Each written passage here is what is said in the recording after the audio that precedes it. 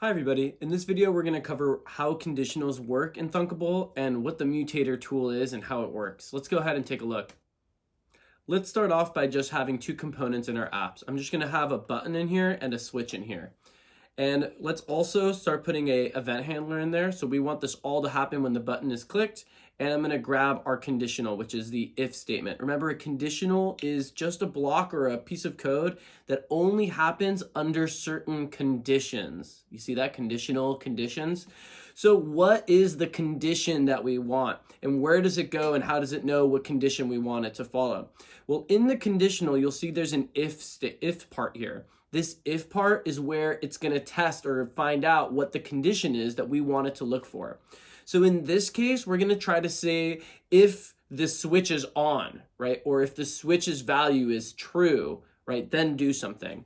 So to do that, we first need to have an equal sign in there, right? That's found under logic. We can find an equal sign and we can throw that in there. Then, like I said, we want to see if the switch's condition or its current status is true. So what we're going to do is we're going to go to the switch and we're going to try to find its value, right?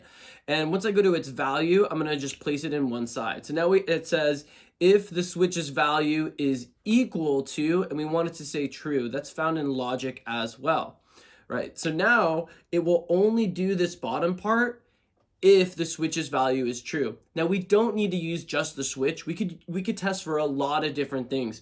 We could test to see if this button's text is a certain color. We can see if the button's font size is a certain size. We could see if the button's height. We could use any property where we can find out what the property's current value is, and we could test for that.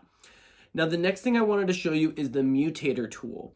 The Mutator tool is this blue little button that might appear on some of the blocks, right? This allows you to add more spaces in your blocks. So for example, in the if area, we can click on it and we can add in another else if. So we could say another sort of test that we could put in here, or we could even add just an else, right? Which is like, if that's not true, then do this no matter what.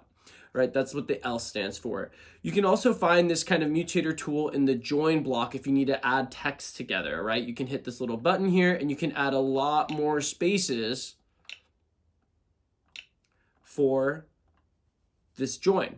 That pretty much sums up how conditionals work and how the Mutator tool works. See you at the next video.